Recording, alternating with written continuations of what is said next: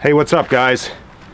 Finally going to take the time to do a video for you on my this is a new for 2021, my Rockproof River Rocket with a Rotax engine in it. And I just want to do a quick walkthrough and kind of explain, some stuff that changed maybe on this boat versus the last boat, besides it having the Rotax engine. So we're just going to walk through it real quick. I have a Drado latch for the trailer this time around. Guys have been using these things for a few years. I finally, got the chance to get one of these on my trailer, and I love it. It makes it real easy for launching and getting the boat back on the trailer. I talked to Brent about this, and this is something that he doesn't actually want to offer. He won't put it on the trailer for you just because of the liability, but it's something you can buy yourself, either from Drado, or you can get it off of Amazon. I got it directly off of Amazon. You want to get the 3 3/4 inch version. There's a 3 inch and a 3 3/4 inch. You want to get the 3 3/4. But I love it. It makes getting the boat on and off the trailer just a breeze. You can do it by yourself, no problem. If you get a roller trailer, you're probably going to want to get that thing. Trolling motor's the same this year as all my other boats.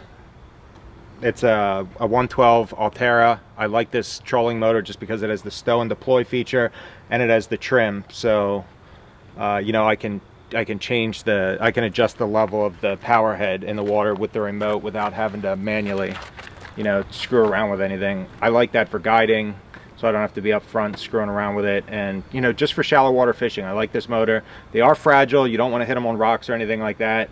But, that works for me. This time around, we did try a wrap on this boat. It's an actual vinyl wrap. I'm not thrilled with that. It's kind of torn up. This winter I'll probably peel it off and either replace the wrap with some kind of more durable material or possibly get it painted. Previous boats of mine I had powder coated, and I like powder coat the best, or a really high-end paint job. The thing with paint is a high-end paint job is really expensive, so I'm just not always real I'm not real keen on doing that just because of the cost factor and putting it on a riverboat. Don't want to damage an expensive paint job. Walking around, we have a dual axle underneath the trailer again. I like the dual axle trailer. It tows real nice.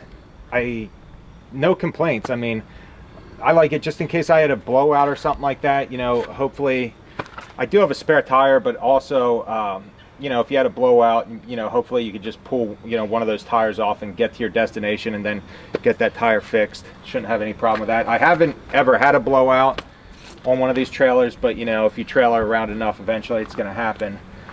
Walking around the boat, there's different options for your stomp grate. Most of the stomp grates on these boats stick up, and I kind of looked at it as being a tripping hazard. I didn't really like the idea of the stomp grate lever sticking up off the back, so we actually put it underneath of here. I have a post that fits down in here, and you can manually, I'll show you real quick. This is something that I believe Rockproof does have as an option now, but basically I have this T-handle. Easy peasy. I don't use the stomp grate that much. I think I'd trip over. If this thing was sticking up back here, it would get tripped over more than it would actually be used. But of course in the fall or whatever, if you get around vegetation, it is nice to have the stomp grate. So I do like having that. What else can I tell you here? I have the gussets welded on the trim tab again. The bottom is different this time around. I don't have UHMW on the bottom. I have the 3/16 bottom that's standard for a river rocket, and then I have an additional 1/4 inch aluminum plate fastened. The aluminum plate is a different grade of aluminum than what is normally on the bottom. It's really hard. It's like steel, and it has Wetlander spread across it. This is my first boat with this plate, and I'll be honest with you, I don't think I would get UHMW again. I've used this hard and I haven't had any trouble with it. Some people might want UHMW if you're getting the boat for super shallow water fishing, and maybe you think you're going to be sliding around on rocks a lot, and you're concerned about possibly getting the boat hung up on a gravel bar while drifting, or getting the boat hung up on a boulder while drifting. Maybe UHMW would be better for you. But I've gotten hung up with this, well, basically just, drifting along and gotten, stuck on something, and I can always get off of it real easy. The reason I like the plate better is it's more durable.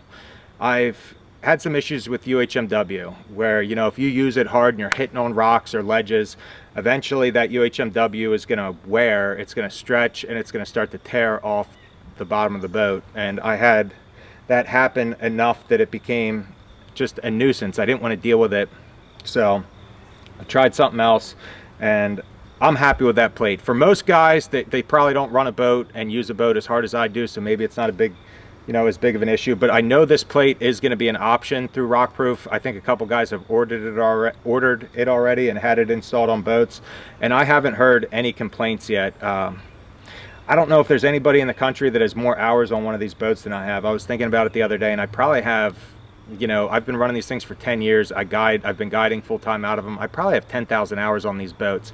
And I'm telling you right now, I wouldn't get UHMW again for what I do.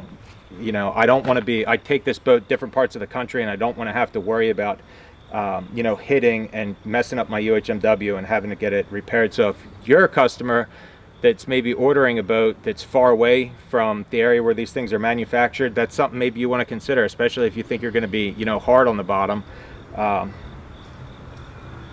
It's just something to think about. Talk to the guys at Rockproof about it, but there's different opinions on it. But for what I've seen right now, I love that plate, and I'm gonna, my next boat will have it. I love it. No issues. The Rotax engine, I haven't had any issues with either. I have the 250.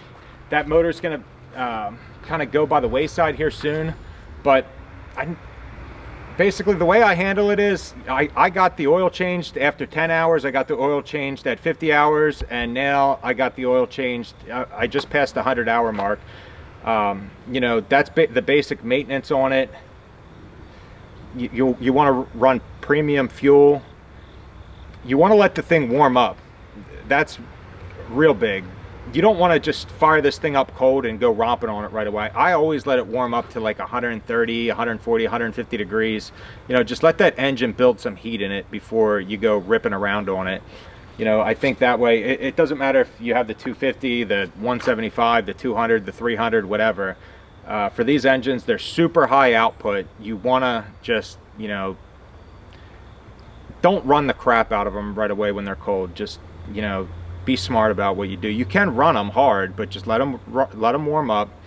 And after you do get done running it hard, maybe let it just idle for a little bit and let it run some water through the heat exchanger just to cool everything down. You don't want to shut them off real hot either.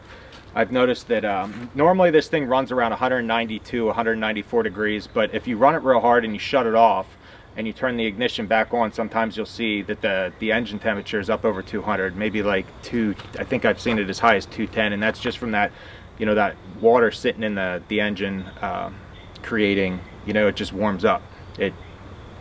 So it's something to think about. I guess I can show you the engine real quick. Guys, you're probably pretty familiar with it. It's a light engine. Coming from the Sport Jet, you do notice it's lighter, it's snappier, it's quicker.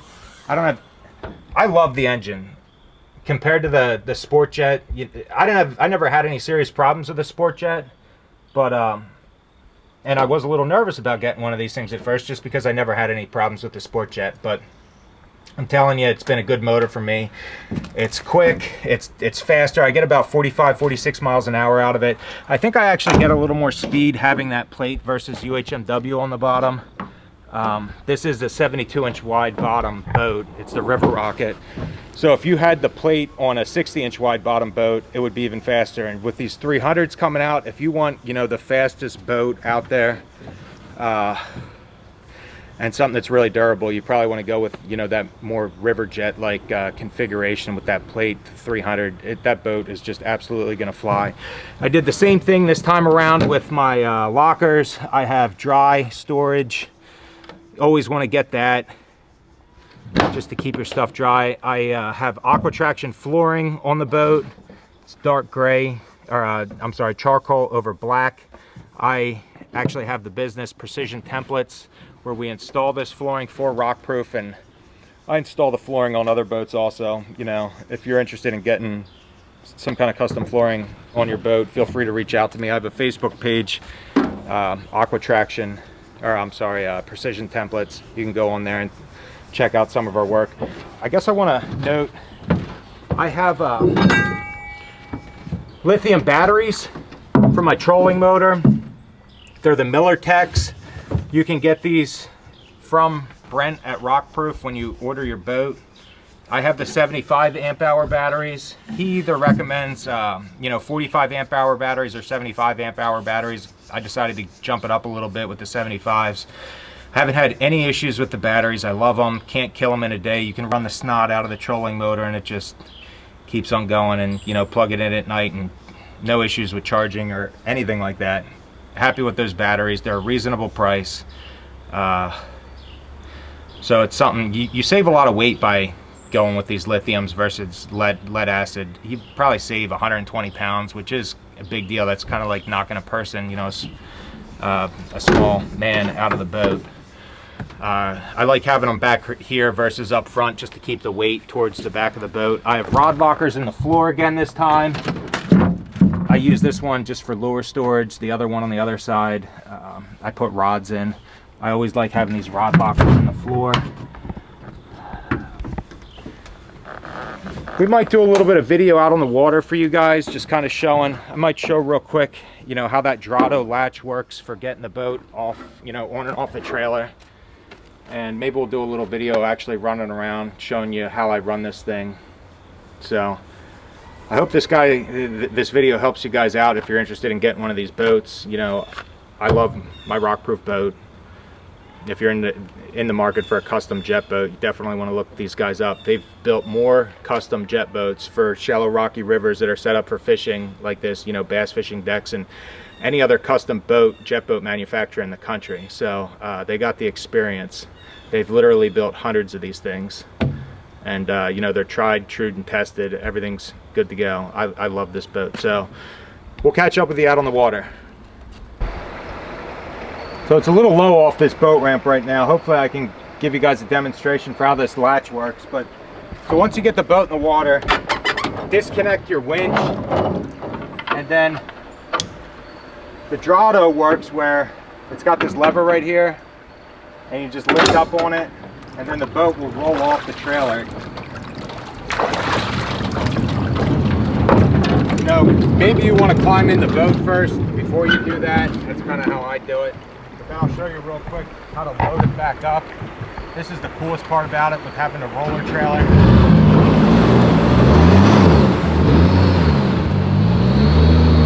Run it right back on.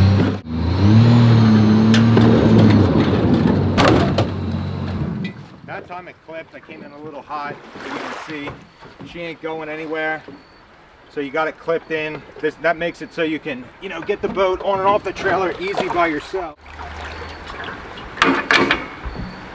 Put the winch back up, real tight, good to go.